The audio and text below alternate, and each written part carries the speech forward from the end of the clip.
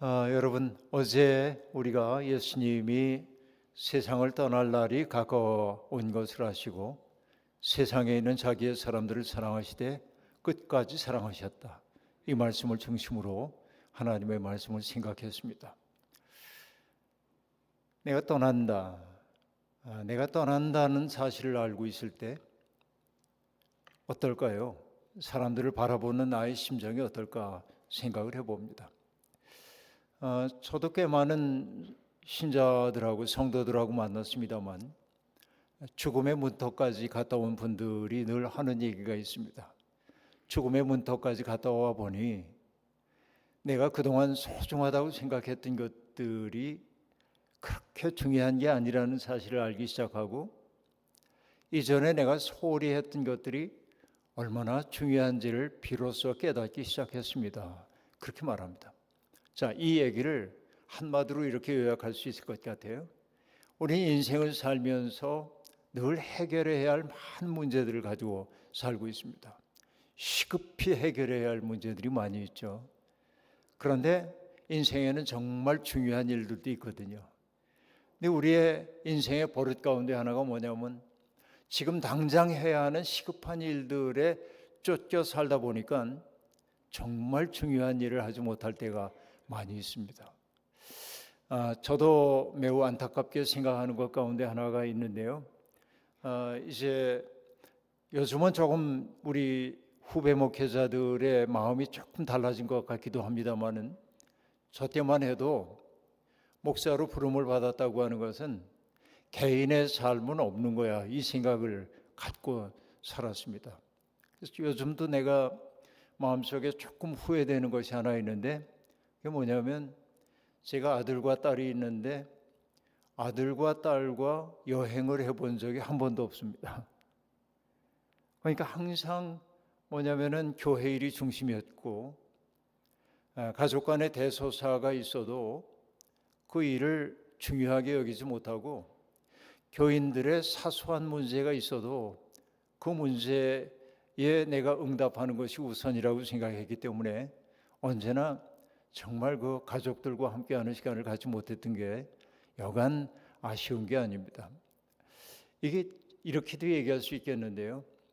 가족 간에 함께 지냈던 따뜻한 경험, 이런 것들이 우리가 인생을 살다 보면은 고달프고 힘겨울 때도 있는데 그 기억이 우리를 지켜줄 때도 있거든요.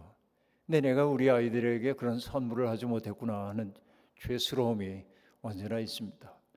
물론 제 아이들은 이제 40대이기 때문에 저를 그렇게 이제는 많이 원망하지 않겠지만은 생각해 보면 제 삶이 딱 그렇습니다. 시급한 일들을 하려고 하다 보니까 정말 중요한 일을 하지 못했구나 하는 생각을 하게 되는데, 근데 여러분, 내 인생이 이제 얼마 남지 않았다고 생각한다면, 그렇죠? 내 인생이 이제 6개월밖에 못 삽니다 라고 말하면 내가 가치 있게 생각했던 것들은 덜 중요하게 되고 내가 그렇게 중요하게 생각하지 않았던 것들이 중요하게 여겨지기 시작할 겁니다. 내 가족들 소중하고 또 나와 더불어 정을 나눴던 사람들이 얼마나 귀중한 존재인가, 이런 것들을 느끼기 시작하겠죠. 그러니까 예수 그리스도도 지금 유언을 하듯 말씀을 하고 있는 겁니다. 끝까지 사랑하셔서 그들의 더러워진 발을 닦아주신 주님이 어제 우리가 마지막에 얘기했던 게 어떤 겁니까? 주여 스승인 내가 너희에게 본을 보인 것처럼 너희도 서로의 발을 닦아 주어야 한다라고 말합니다. 그리고는 주님이 하시는 굉장히 중요한 말씀이 있는데 중간에 얘기 생략하고 이렇게 얘기하죠. 서로 사랑하여라 라고 말합니다. 서로 사랑하라. 그러면은 너희가 서로 사랑하면 사람들이 너희를 보고 내 제자인 줄을 알리라 라고 말합니다.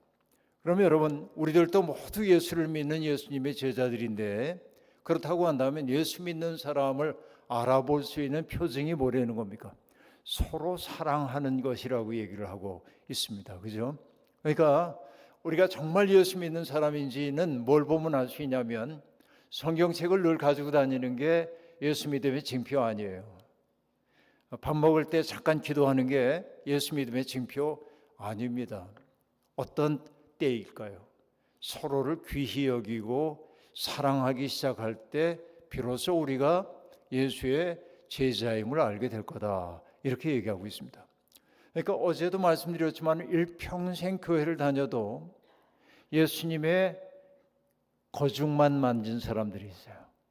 어제 얘기했던 복숭아 얘기로 얘기하자면 껍질만 무늬만 기독교인인 사람들도 있습니다. 안타까운 사람들이죠. 그러나 우리에게 필요한 것은 뭐예요? 껍질이 아니라 나의 속이 그리스도로 차야 하고, 그리고 나의 존재의 가장 깊은 곳에 십자가라고 하는 씨앗이 있어야 하는데, 그렇죠? 그 씨앗이 내 속에 든든할 때 내 삶의 내용은 뭐가 되느냐? 누군가를 귀히 여기고 사랑하는 삶이 된다는 거죠. 이게 기독교인들을 알아볼 수 있는 거예요. 오늘 우리는 어떻습니까? 기독교인들을 바라보면서 믿지 않는 사람들이 과거에는 뭐라고 기독교인들을 말했냐면, 기독교인들은 배타적이야, 이기적이야, 말만 잘해, 이런 얘기들을 했어요. 안타까운 얘기죠. 그런데 요즘은 조금 더 보태졌어요. 뭐라고 얘기하냐면 기독교인들은 무례해. 여러분, 이게 얼마나 가슴 아픈 얘기인지 모릅니다. 무례해. 최근에 어떤 말까지 나왔냐면 기독교인들은 폭력적이야. 그래, 폭력적이래. 이런 말까지 듣고 있어요. 이건 어떤 얘기일까요?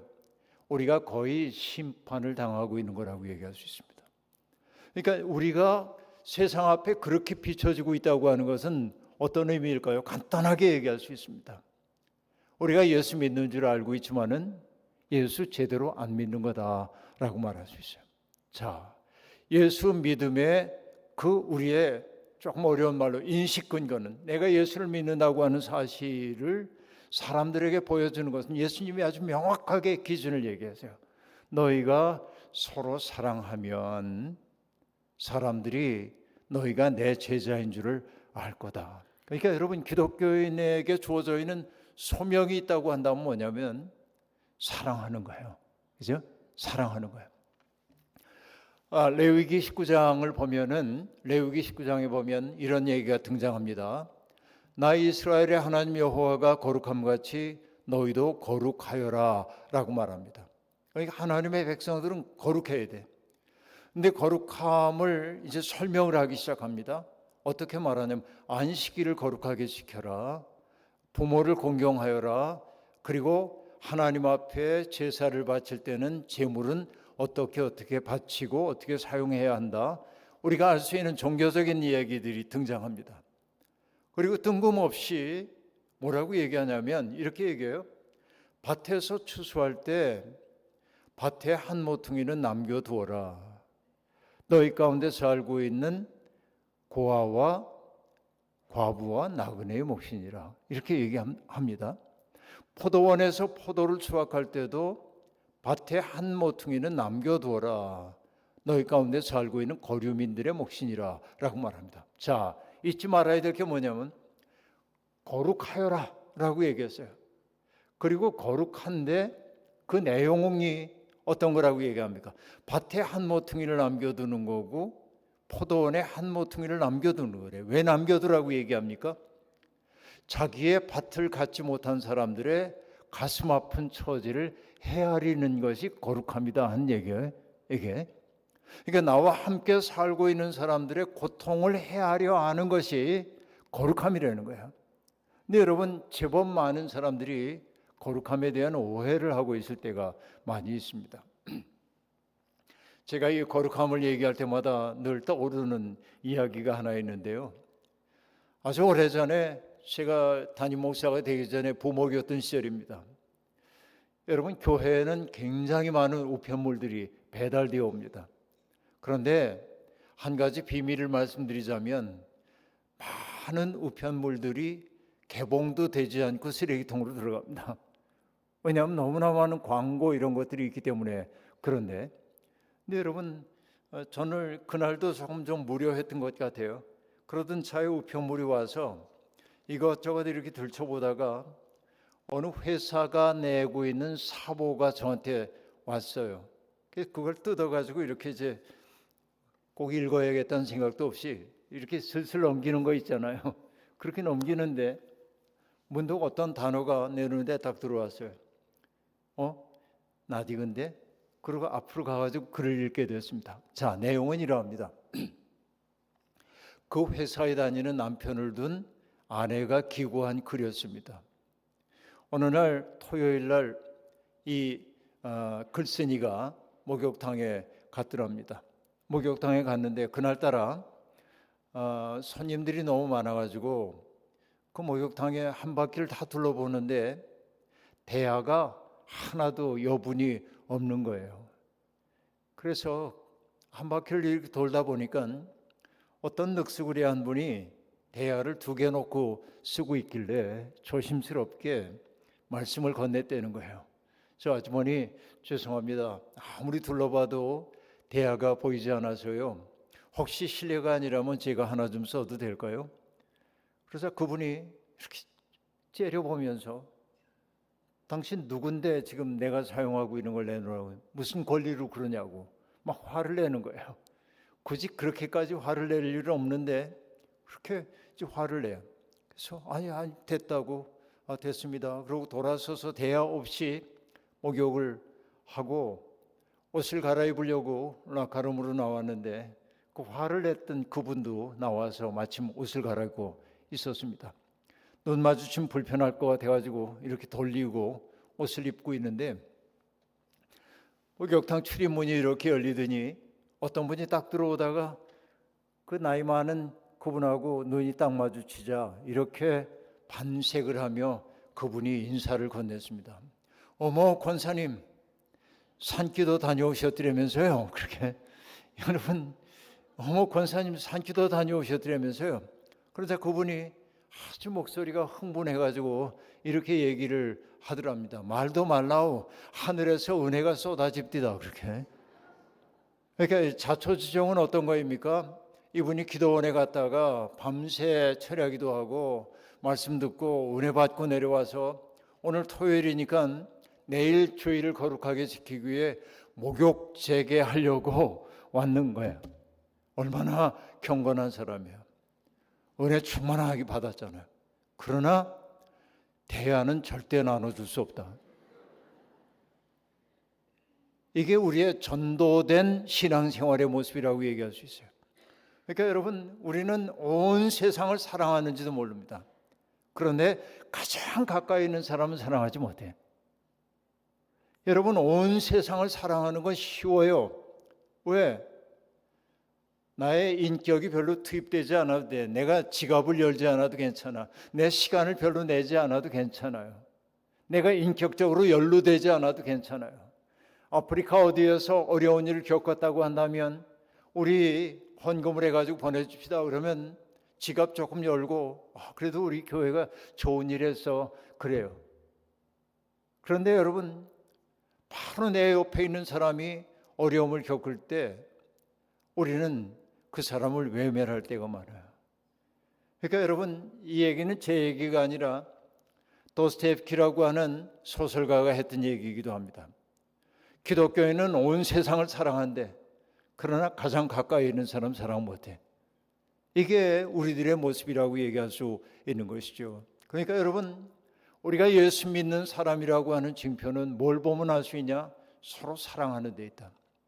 그럼 여러분 서로 사랑하라 이 말이 너무 추상적으로 들리기도 합니다. 어떻게 해야 될까? 여러분 연습을 좀 해보자고요. 사랑하는 연습. 그 연습은 뭐냐? 나의 시간과 나의 공간과 내 마음에 여백을 좀 만들어 가지고 다른 사람이 들어올 수 있도록 좀 만들면 좋겠어요. 내 시간을 다른 사람들을 위해 아낌없이 일부라도 내줄 수 있는 여유를 좀 갖고 가면 얼마나 좋을까. 내가 머물고 있는 곳에 누군가를 맞아들이는 일을 내가 기꺼워하기 시작하면 어떨까. 내 마음 꽁꽁 닫혀 있는데 내 마음을 좀 열고 그대가 내 속에 좀 들어오는 것을 허용하는 연습을 해보면 어떨까. 이게 이제 사랑하는 삶의 연습이라고 얘기할 수 있습니다. 근데 여러분, 우리가 서로 사랑한다고 한 말, 내가 너를 위해 뭔가를 하는 것처럼 생각하지만, 그러나 서로 사랑한다고 하는 그 말은 어떻게 보면 이웃사랑은 어떨 때 이웃사랑하는 것일까요? 아까 레위기의 얘기대로 하자고 한다면은 밭에 한 모퉁이를 남겨두어서 어려움을 겪고 있는 사람의 처지를 이해하는 것이 이웃사랑이고, 그래서 레위기 19장 18절은 얘기하잖아요. 내 이웃을 내 몸처럼 사랑하여라 라고 얘기합니다. 그러니까 어려운 사람의 어려운 처지를 잘 이해해 주는 것도 사랑하는 방식이라고 얘기할 수 있어요. 근데 여러분, 저는 이걸 조금 바꿔서 생각하기 시작합니다. 정말 이웃사랑이 뭘까?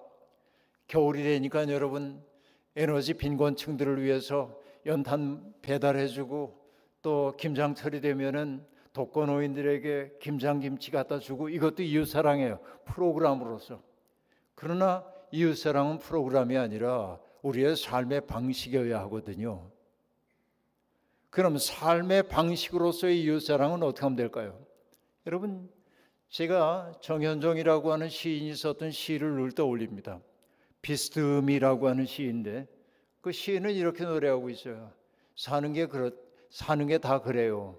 어디 기대지 않고 살 수 있나요? 그렇죠? 인간이라고 얘기할 때 여러분 보시기에 인자 이렇게 쓰면 되잖아요. 인자는 이렇게 기대고 있는 모습이란 말이에요. 사람들이 서로 기대고 있어요. 사는 게 다 그래요. 어디 기대지 않고 살 수 있나요? 오늘도 여러분, 저도 많이 기대고 여기까지 왔습니다. 뭐냐면 아침을 먹은 후에 점심 무렵에 우리 부목사님들과 함께 제가 이렇게 모처럼 여기까지 내려왔다고 목사님들이 저를 좋은 곳으로 안내해 주셔서 벌교까지 갔다 왔습니다. 거기 벌교에 갈 데가 장관이더라고요. 그러니까 여러분, 그 목사님들이 동행하고 헌신해 주어서 나 또한 유쾌하게 즐겁게 거기를 갔다 왔고, 그리고 여러분과 저녁에 만나고 있잖아요. 이게 비근한 얘기긴 합니다만 우리는 다 누구 덕분에 살아요. 인생을 보면 너 없이는 나도 없는 게 우리 인생이라고요. 그렇죠. 그러니까 시인이 얘기하고 있는 거예요. 사는 게 다 그래요. 어디 기대지 않고 살 수 있나요? 그런데 시인은 이렇게도 얘기합니다. 저 공기를 비스듬히 기대고 있는 나무를 보세요. 우리는 나무가 대지 위에 뚝뚝 서 있다고 생각합니다. 시인은 이걸 뭐라고 얘기하냐면 공기를 기대고 있대, 나무가. 그러니까 시인이죠. 근데 시인이 그 다음에 뭐라고 얘기하냐면 이렇게 얘기합니다. 우리는 기대는 게 많은데 기대는 게 맑기도 하고 흐리기도 하니 나 또한 맑기도 하고 흐리기도 한 거지요 라고 말합니다. 자, 이게 어떤 얘기인가요? 내가 누군가를 만납니다. 근데 만난 사람이 그날 유쾌하고 행복해. 그러면 그 유쾌하고 행복한 사람을 만나면 나도 마음이 밝아지는 걸 느끼게 됩니다. 그죠? 그런데 여러분, 내가 만난 사람이 우울하고 인상을 찌푸리고 있고 말도 안 하고 퉁명스럽고, 그럼 내 마음도 다쳐요. 여러분, 그런 거 경험하죠? 예를 들어 봅니다. 내가 이제 이렇게 광양에 왔다 집에 가는 거예요. 끝나고 이제 제가 집에 가잖아요. 그러면 아내가 저를 맞아줄 겁니다. 여보 나왔어요 하고 들어가면 아내가 반갑게 현관 앞으로 나와서 힘들지 않았어요? 그러면서 아주 반겨주면은 나도 좋잖아요. 내 집에 왔구나. I'm home. 내가 집에 왔구나. 그리고 좋잖아요. 아내가 맞아주니까. 그런데 아내가 여보 나왔어 그랬더니 오셨어요? 그러고 얼굴도 안 쳐다보고 들어가 버려. 그러면 어떤 생각이 들어요? 내가 뭐 잘못했나? 무슨 일이 있나? 그럴 거 아니에요. 그 얘기는 어떤 얘기일까요? 자, 우리는 기대는 게 많은데 기대는 게 맑으면 나 또한 맑아지고, 내가 기대는 게 흐리면 나 또한 흐려지는 거지요. 그러니까 여러분, 나와 만나는 사람이 나 때문에 맑아진다고 한다면 그걸 나는 뭐라고 하냐면 이웃사랑이라고 그러는 거예요. 그러니까 이웃사랑의 가장 아름다운 형태가 뭐냐면 내가 잘 사는 거예요. 내가 물질적으로 풍족하게 산다는 잘 산다는 얘기가 아니고 내가 맑고 깨끗하고 친절하고 정겹게 사는 그것이 이웃사랑이란 말이에요. 그러니까 내 속에 기쁨과 행복이 있을 때 우리는 그렇게 살 거 아닙니까? 그죠? 오늘 우리 호산나 찬양대입니까? 호산나 찬양대가 오늘 본문 말씀을 따라서 딱 그 본문을 노래한 노래를 불렀습니다. 길과 진리와 생명이라고. 그런데 여러분 여기에서 그 노래 가운데 여러분 무심히 들으셨는지 모르지만은 물이 포도주로 변하는 것처럼 예수님을 통해서 물이 포도주로 변화된다는 가사가 들어 있었습니다. 예수님과 만난 사람들은 물이 포도주로 변화되는 것처럼 변화가 일어나도록 되어 있어요.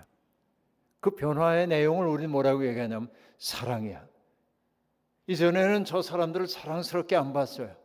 그런데 물이 포도주로 변했다고 하는 건 뭐냐면 이전엔 내가 맹숭맹숭하게 바라보던 사람, 나와 무관하게 여겼던 사람들을 사랑스러운 사람으로 바라보기 시작해. 이거 화학적 변화가 일어나는 거예요.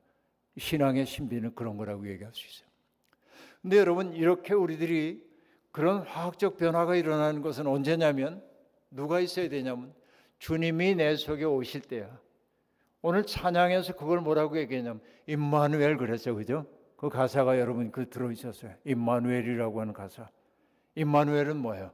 하나님이 나와 함께 계신다라고 한 뜻이죠. 임마누엘의 하나님이 내 속에 들어오게 되면 내 속에 화학적 변화가 일어나요. 물이 포도주로 변화되는 것이란 말이죠. 이것을 우리는 기쁜 소식이라고 얘기를 해요. 그러니까 여러분 내 속에 그런 행복감이 있으면 하나님과 접속된 사람으로서의 행복감이 있으면 여러분 내가 다른 사람들을 여유롭게 대하기 시작합니다. 생각해 보세요. 화 잘 내는 사람이 있어요. 늘 화 잘 내는 사람이 있어요. 제가 살아보니까 화 잘 내는 사람들이 어떤 사람들이냐면 상처가 많은 사람들, 컴플렉스가 많은 사람들이 화를 잘 내. 그런데 마음속이 넉넉한 사람들은 화를 내기보다는 너그러워요. 이걸 알 수 있어요.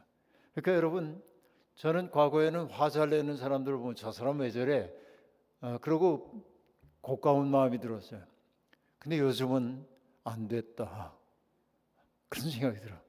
얼마나 마음에 상처가 많으면 얼마나 마음속에 그림자가 짙으면 저렇게 사소한 일에도 짜증을 내고 화를 내고 그럴까. 저절로 기도하게 돼요. 그런 이들을 위해서. 여러분 그렇습니다. 오늘 주님이 얘기하는 거예요. 너희가 서로 사랑해야 우리가 너희가 내 제자인 줄 알게 될 거다라고 얘기하면서 주님은 비밀 얘기를 하죠.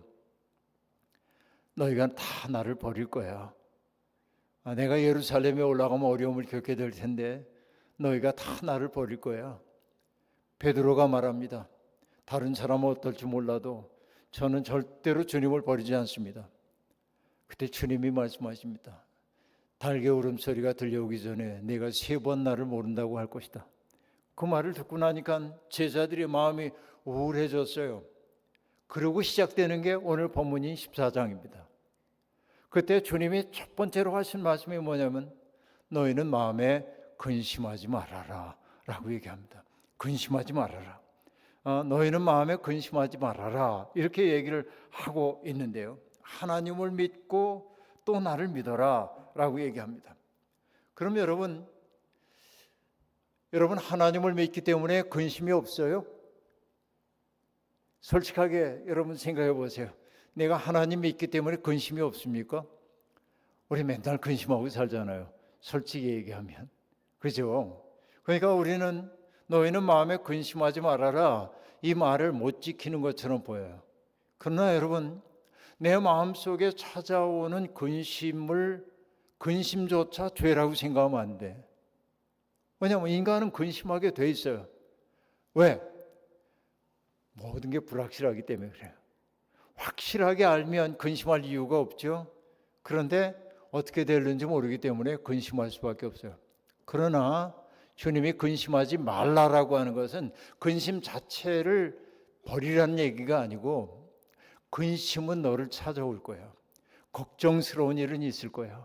그런데 그 근심과 걱정에 사로잡히진 마. 그런 얘기예요. 여러분, 우리가 가인에게 하나님이 다가오셔가지고 경고하는 얘기를 우리가 알고 있습니다. 가인에게 뭐라고 얘기합니까? 가인아, 죄가 너희 집 문 앞에 도사리고 있다. 지금 동생에 대한 미움이 싹트고 있기 때문에 죄가 내 집 문 앞에 엎드리고 있는 걸 내가 알고 있다.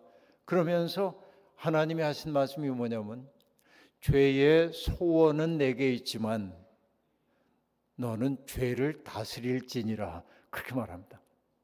그러니까 여러분, 나쁜 생각이 우리 속에 들어올 수 있어요. 이게 인간이에요. 인간이기 때문에 누구나 다 그럽니다. 저도 목사이지만 평생을 기도하고 살아왔고 성경 연구하며 살았지만은 근심과 걱정이 찾아올 때가 있습니다. 근데 중요한 건 뭐예요? 그 근심과 걱정에 사로잡히면 안 된다 하는 얘기예요. 주님이 하신 말씀은 그런 얘기라고 볼 수 있습니다. 그럼 여러분, 어떻게 하면 근심하지 않을 수 있을까요? 근심에 사로잡히지 않은 방법이 뭘까요? 이렇게 얘기할 수 있어요. 어떤 고통이 다가온다 할지라도 이 자리에 계신 분들 가운데 연세가 꽤 많으신 분들이 있잖아요. 우리 속된 말로 그렇게 얘기하죠. 인생 살다 보면 별꼴 다 보고 살잖아요. 그렇죠. 여러분, 저는요, 그냥 연세 드신 분들을 보면, 저도 이제 나이가 70대가 되니까 그러긴 한데 저는 내 나이가 이렇게 될 줄 몰랐어. 근데 여하튼 저도 이제 70대로 이렇게 가니까 나이 든 분들에 대한 그 동지의식 같은 게 느껴져요. 어떤 마음이냐면, 우리 산전수전 다 겪고 여기까지 왔죠. 그 생각이 드는 거예요. 근데 여러분, 나이 먹는다고 하는 건 뭐냐면, 젊은이들이 보기에는 좀 굼떠 보이고 답답해 보이고 그러는지 몰라도 우린 다 우리 시대를 살아왔어요. 그만큼 치열하게. 그리고 젊은이들에게 우리가 흔히 하는 얘기가 있죠. 젊어서 좋겠다. 그런데 늙어봤어? 그렇게 당신 늙어봤어? 안 그러잖아요. 모르잖아요. 근데 여러분, 뭐냐? 나이가 든다고 하는 건 뭐냐면 별꼴 다 보고 여기까지 온 거예요. 그 나는 그런 의미에서 연세 드신 분들을 보면 그냥 동료의식이 느껴져요. 그리고 그런 생각이 들어요. 고맙습니다. 오늘까지 버텨주셔서. 그렇죠? 돌이켜 생각해 보면 그래요. 그런데 가만히 생각해 보면 벼랑 끝에 선든 내 삶이 위태로울 때도 있었어요. 죽고 싶을 때도 있었어요. 달아나고 싶을 때도 있었어요. 그런데 우리는 여기 있잖아요, 지금. 그 얘기는 뭡니까? 지나갔어요, 그 고통들이. 그러니까 근심에 사로잡히지 않을 수 있는 것은 뭐냐? 여러분, 다른 거 없어요. 그래, 지금은 좀 어렵군. 하지만 이 시간 지나갈 거야. 어? 왜냐하면 내 생명은 이 문제보다 훨씬 커. 하나님의 사랑이 이 문제보다 커. 이 사실을 생각할 때 고통은 지나갈 거다 라는 생각을 갖는 거예요. 이게 근심에 사로잡히지 않는 첫 번째라고 얘기할 수 있습니다. 그리고 두 번째는 뭐냐면, 아까 찬양대가 노래했던 것처럼 임마누엘 그랬는데, 내가 홀로가 아니야. 내가 근심 속에 있을 때 나를 괴롭히고 있는 것 가운데 하나가 뭐냐면 고립되었다고 하는 느낌이에요. 나 혼자인 것처럼 느껴져요. 그런데 하나님을 믿는 사람들을 뭘 합니까? 세상 모든 사람들이 나를 버린다고 해도 하나님 날 버리지 않으셔. 하나님이 나와 함께 계셔. 하나님이 지금 이 시련의 시간 속에서 나와 함께 하면서 내가 견딜 수 있는 힘을 주시고 내가 열어가야 할 미래를 마련해 주고 계셔. 하나님에 대한 깊은 신뢰, 하나님이 나와 함께 하셔. 이게 염려하지 않는, 근심하지 않을 수 있는 비결이에요. 세 번째는 뭘까요? 이렇게도 얘기해 볼 수 있어요. 하나님이 우리를 교회로 불러주신 까닭이 뭐예요? 교회를 흔히 우리가 공동체라고 얘기하기도 하죠. 공동체를 뜻하는 영어 단어는 커뮤니티라고 하는 단어입니다.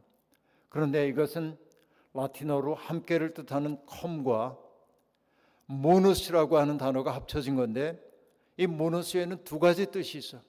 첫 번째는 뭐냐? 선물이라는 뜻이에요.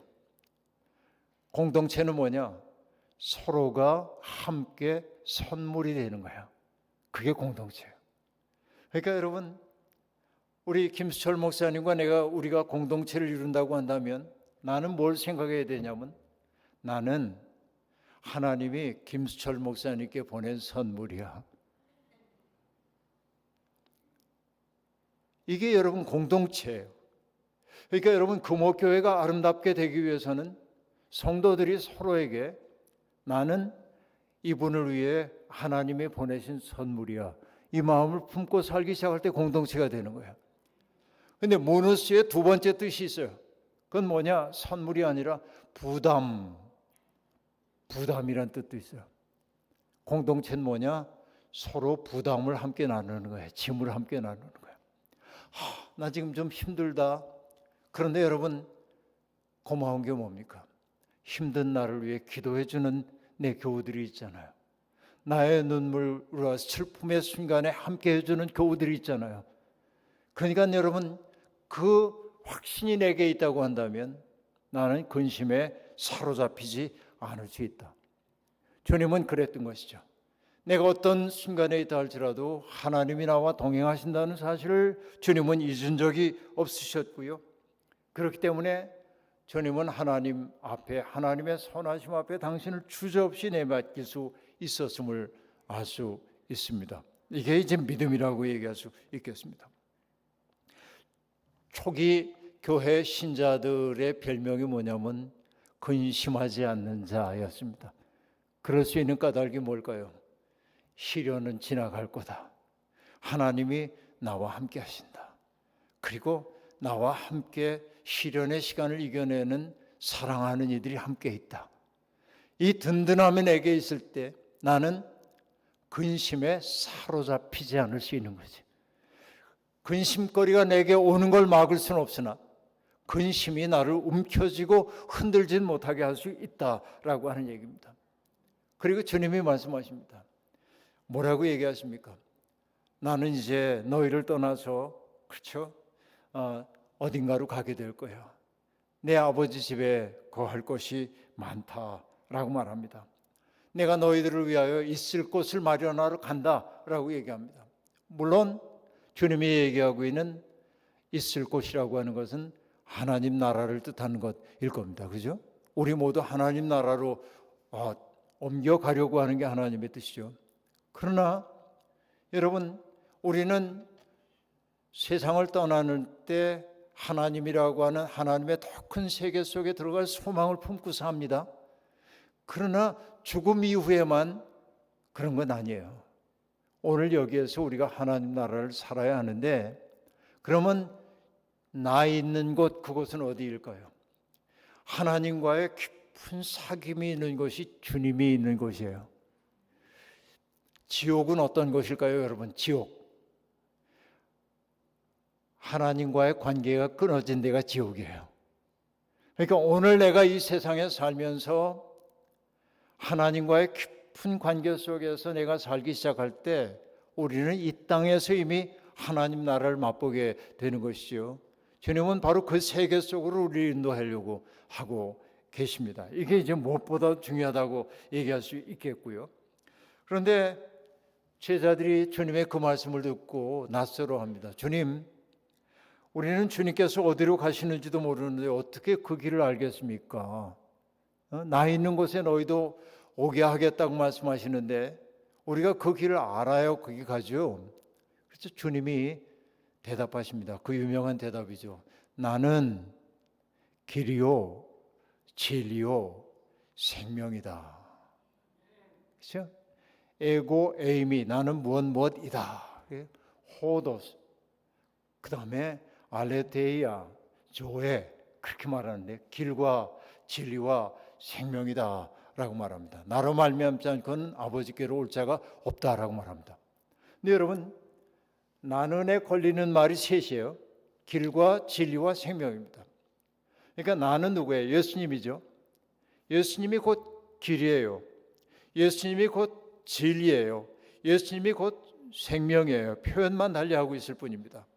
그럼 여러분, 이 말이 우리에게 주고 있는 의미는 뭘까 생각해 보세요. 예수님이 길이에요. 어떤 길을 얘기하는 걸까요? 어떤 길? 예수님이 길이라고 하는 것은 뭐냐? 우리의 그 고백을 할 때 우리는 아주 분명한 방향을 잡고 살아가는 거예요. 예수 믿는 사람들은 삶의 방향이 분명한 거예요. 어떻게 분명합니까? 예수님이 걸어가셨던 그 길은 뭐예요? 사랑과 헌신의 길이죠. 예수님이 걸어가셨던 그 삶은 사랑과 헌신의 길이잖아요. 그죠? 만나는 모든 사람들을 진심으로 사랑해주고 그 사람들이 복되기를 위해서 자기를 온전히 선물로 내주는 삶이었죠. 그 삶을 주님은 길이라고 얘기한단 말이에요. 그러니까 여러분, 우린 방향을 분명하게 잡고 가야 돼. 일전에 여러분, 제가 어느 고등학교에 교목을 하고 있을 텐데 학교 캠퍼스에서 이렇게 이제 지나가다가 한 학생을 이렇게 만났어요. 똑똑한 아이예요. 걔한테 물어봤어요. 고3 때인데, 얘야, 그 대학에 무슨 과 가려고 정했어? 그랬더니 예 혹은 아니요로 대답할 줄 알았더니 얘가 뭐라고 얘기하냐면, 근데 목사님, 나는 내 삶을 어느 수준에서 살아야 하는지 아직 결정을 하지 못해서 과를 정하지 못했습니다. 무슨 얘기야? 내가 내 욕심껏 살아야 하는지 아니면은 타자들을 위한 삶을 살아야 하는지 아직 판단이 잘 서지 않아가지고 어느 과를 택해야 할지 잘 모르겠습니다. 그래. 네가 빨리 그 결정할 수 있으면 참 좋겠다. 근데 그런 고민을 안 되니까 고맙다 하고 헤어졌어요. 그리고 여러분, 한 20년쯤 지난 다음에 그 제자가 저를 찾아왔습니다. 보니까 노무사가 되어가지고 어려운 사람들을 돕고 있었어요. 돈 벌기 위해 쓰는 게 아니라 어려움을 겪는 사람들을 아주 적극적으로 돕는 좋은 노무사가 되어서 살고 있는 것을 봤습니다. 그걸 보면서 굉장히 고맙게 여겼는데, 그 아이가 겨우 고3이었던 나이에 뭘 생각하냐면 내 인생의 방향을 이렇게 갈까 이렇게 갈까 귀롭길에서 고민을 하고 있었던 거예요. 그러니까 욕심이 나를 이끌고 가는 그 방향으로 할까, 아니면은 믿음 생활하던 아이니까 믿음이 나를 가라고 하는 그 길, 이웃사랑의 길로 갈까, 거기에서 고심하고 있다가 이 아이는 마침내 결정한 거예요. 이웃을 사랑하는 그 길로 가겠다고 말이죠. 그리고 그 길을 뚜벅뚜벅 간 겁니다. 그게 뭐예요? 나는 길이요라고 얘기할 때 주님이 하신 말씀이에요. 여러분, 우리가 정말 예수 믿는 사람이라고 한다면 우리의 인생의 방향을 분명하게 해야 합니다. 그렇죠? 그건 뭐예요? 사랑의 방향입니다. 그건 뭐예요? 남을 유익하게 하는 삶의 방향이어야 합니다.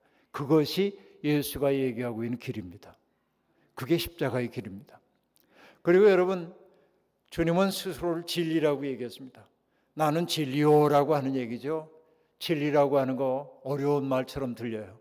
그러나 여러분, 나는 진리라고 한 말은 뭡니까? 진리가 너희를 자유케 하리라, 성경이 그렇게 말하고 있는데, 진리 안에 있다고 하는 것은 뭐예요? 당당하고 든든하게 산다는 거예요. 진리가 내 속에 들어오는 순간 우린 자유로워져요. 나를 약화시키는 게 어떤 때냐면, 내가 거짓될 때 나는 약화돼요. 점점 내가 한 점 위선도 없이, 한 점 더러운 것 없이 깨끗하게 정직하게 그리고 사람들을 대면한다고 한다면 나는 주저함 없이 든든하게 설 수 있어요. 예수 그리스도는 그랬어요. 주님은 당신을 위해 살지 않고 철저히 하나님의 뜻을 따라 사셨죠. 그러니까 어제도 강조했지만은 나는 내 말을 하기 위해 너희들이 온 거 아니라고 얘기했어요. 나를 보내신 이의 말을 하는 거라고 얘기했고, 내 뜻을 행하러 온 것이 아니라 나를 보내신 분의 뜻을 행하러 왔다고 얘기했어요. 하나님으로 충만해 있어요, 예수님이. 그러니까 예수님은 언제나 당당한 거예요. 거짓이 없기 때문에. 이게 진리예요. 생명이라고 하는 것은 어떤 것을 생명이라고 얘기할 수 있을까요? 다른 거 없죠. 결국은 뭐냐면 그런 하나님의 마음이 내 속에 들어오게 되면 때때로 고난이 내게 온다고 할지라도 고난을 듣고 일어설 수 있는 능력이 우리 속에 생긴단 말이죠. 이게 생명이에요. 그래서 저는 얘기해요. 길과 진리와 생명이란 그 말 앞에 한 단어씩을 더 덧붙이자고요. 어떤 말입니까? 나는 십자가의 길이요. 십자가라고 하는 건 뭐예요? 우리를 살리기 위해 주님이 스스로를 희생한 길이죠. 우리가 예수 믿는다고 한다면 누군가를 위해서 나를 선물로 주는 그 삶을 살기 시작해. 나는 진리요라고 얘기할 때 그 진리는 무엇입니까? 성육신의 진리예요. 그러니까 내가 믿는 대로 살아가는 거예요. 나의 믿음을 삶으로 번역하며 사는 거예요.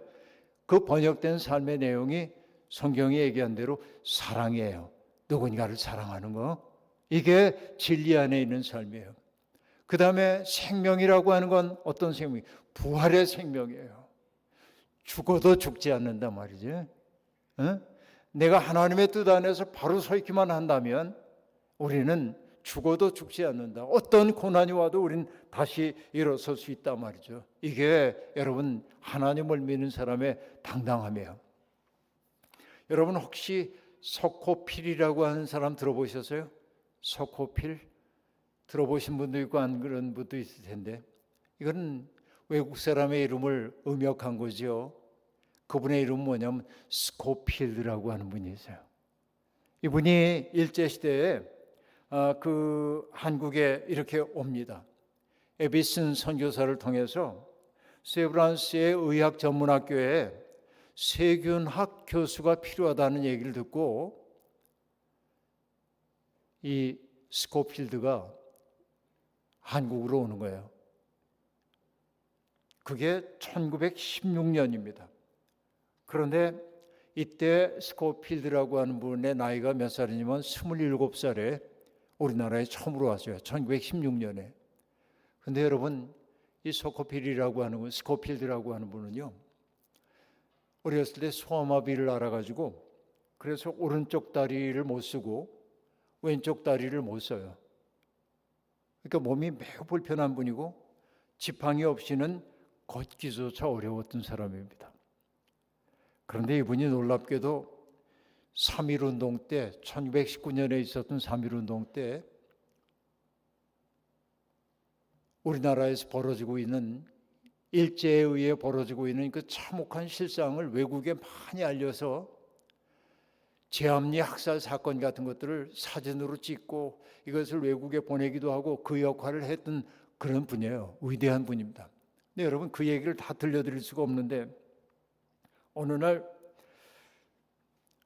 수원에서 기차를 타고 경성으로 올라오는데 기차 안에서 누구를 만나냐면 이완용을 만납니다. 이완용 을사오적 가운데 한 사람이죠. 나라를 팔아먹은 사람입니다. 근데 이 이완용이 비꼬듯 이 스코필드를 보고 질문을 해요. 캐나다 선교사 양반, 내가 예수를 믿으려면 어떻게 하면 되겠소? 그렇게 물어요. 그럼 여러분 어떻습니까? 이거 대단한 권력자잖아요. 이완용이. 이 사람이 예수를 믿겠다고 그러니까 반겨할 것 같은데 주님은 누구나 다 맞아들이시니까 영접만 하시면 됩니다. 그럴 것 같은데 소코필이 이렇게 얘기합니다. 선생님의 경우는 2천만 온 국민 앞에 진심으로 사죄해야만 하나님을 믿을 수 있을 겁니다. 여러분 이게 얼마나 당당한 얘기인지 모릅니다. 자, 여러분 오른쪽 다리를 못 쓰고 왼쪽 팔을 쓰지 못하고 불구의 몸입니다. 그러나 여러분 강철보다도 강한 의지가 있잖아요. 그 권력자 앞에서 조금도 주눅들지 않고 그가 하고 있는 얘기는 뭐냐면 2천만 국민 앞에 당신이 했던 행위에 대해서 참회해야만 하나님을 믿을 수 있다고 얘기합니다. 근데 여러분 이분에 대한 얘기 가운데 또 하나가 있습니다. 일본 제국은요 이 스코필드가 미워 죽겠어. 왜냐하면 자기들이 저질렀던 그 아주 참담한 제암리 학살 같은 그것을 사진으로 찍고 글로 쓰고 그래서 해외에 알리고 그러니까 미워요. 이 사람을 제거하고 싶은 생각이 듭니다. 그래서 스코필드가 1919년 3.1 만세운동 이후에 1년 동안 자료를 많이 모아서 거의 다 완성할 즈음 1920년 어느 날 스코필드가 집에 이렇게 있는데 침실 창문에 어떤 그림자가 쓱 지나갑니다. 직감적으로 알았어요. 나를 해치기 위해 누가 왔구나. 근데 창문이 좀 높았거든요.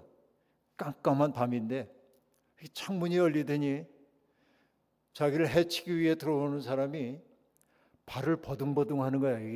디딜 데가 없으니까. 그래서 스코필드가 그 창문 아래에 엎드려가지고 그 사람의 발받침이 되어준 거예요. 그러니까 예상치 못한 상황이 벌어지잖아요. 근데 자객으로 왔던 그 사람이 들고 왔던 단도를 땅에 떨어뜨리면서 용서를 구하는 거예요. 조선 사람이었어요. 그리고 그가 이렇게 얘기합니다. 총독이 준다는 돈에 눈이 어두워 하마터면 당신 같은 훌륭한 분을 죽일 뻔했습니다. 죽을 죄를 용서해 주시면 당신이 하라는 대로 하겠습니다. 여러분, 이게 뭐냐면 예수를 길이요 진리요 생명으로 확고하게 믿는 사람이 얼마나 당당한지를 보여주고 있어요. 죽어도 죽지 않는다라고 하는 걸 보여주잖아요. 여러분, 우리에게 이런 믿음이 있습니까? 우리의 믿음이라고 하는 것은 하찮은 게 아니에요. 우리가 예수 취미로 믿는 거 아니잖아요. 목숨 걸고 믿는 거잖아요. 교회라고 하는 게 순교자들의 피 위에 세워졌다고 얘기하잖아요. 이 믿음 지키기 위해 얼마나 많은 사람들이 희생을 당하고 그랬어요. 그런데 우리들, 여러분, 내 인격도 투입하지 않고 취미 생활처럼 믿는다고요? 아니요, 그러면 안 돼요. 예수를 길이요 진리요 생명으로 믿는다고 한다면 나의 삶의 방향을 십자가의 방향으로 돌려야 돼요. 그리고 내가 믿는 그대로 살아내기 위해 삶 속에서 믿음을 삶으로 입증해 보이기 위해 노력해야 돼요. 그리고 당당해져야 돼요. 죽어도 죽지 않은 생명 속에 내가 있다는 사실을 알고 말이죠. 이게 우리가 예수 믿는 보람이라고 말할 수 있어요. 첫날부터 말씀을 드렸습니다만 우리가 예수 믿는 게 그저 내 가정 잘 되고 내 자식들 잘 되고 그저 내가 몸 아프지 않고 내 돈 좀 벌고 이런 거를 보장받기 위해 믿는 게 아니라 우리가 정말 큰 은혜를 받은 것은 무엇입니까? 하나님은 우리와 더불어 하시고 싶은 일이 있기 때문에 우리를 부르셨어요. 하나님의 꿈에 동참하는 게 여러분 믿음의 보람임을 잊지 마시길 바랍니다. 여러분, 한 사람 한 사람은 누구냐면 하나님이 꾸시는 역사의 꿈이에요. 하나님은 여러분을 통해 하시고 싶은 일이 있어요. 망가진 세상 고치고 싶어 한단 말이죠. 냉랭한 세상 따뜻하게 만들고 싶단 말이죠. 여러분, 어제인가요? 어제가 입춘이었죠. 입춘이라는 게 뭐예요? 설립자를 써. 들립자가 아니라 설립자예요. 겨울 한복판에 봄이 씨앗 하나가 떨어진 거예요. 기독교인들은 누굽니까? 이기적인 세상에서 우리는 달리 살 거야 라고 이 세상에 떨어진 새로운 세상의 씨앗들이에요. 여러분, 한 사람 한 사람이 바로 그 일을 위해 부름받았다는 사실을 잊지 마시길 바라고, 그래서 내 인생이 얼마나 소중한지 잊지 마시길 바라고요. 아까 얘기한 대로 이웃사랑의 가장 모범은 뭡니까? 내가 잘 사는 거예요. 내가 맑아지고 내가 깨끗해지고 내가 순수해지고 내가 따뜻해져서 나와 만나는 사람이, 접촉하는 사람이, 나와 기대는 사람이 맑아지고 상쾌해지고 아름다워질 수 있다고 한다면 나는 이웃을 정말로 사랑하는 사람이라고 말할 수 있습니다. 우리 금옥교회 모든 교우 여러분들이 입술만의 고백이 아니라 주님은 진정 나의 길이십니다. 주님은 진정 나의 진리이십니다. 주님은 진정 나의 생명이십니다. 라면서 거룩의 길 걸어가 여러분의 살아가는 모습을 보고 이웃들도 감동해서 저분은 어떻게 저렇게 아름답게 살지? 궁금증을 갖고 있다가 저분들 속에 예수님이 계시구나. 나도 그 예수님 믿고 싶어. 그래서 이 금옥교회가 그런 이들로 넘쳐나기를 주의 이름으로 축원합니다.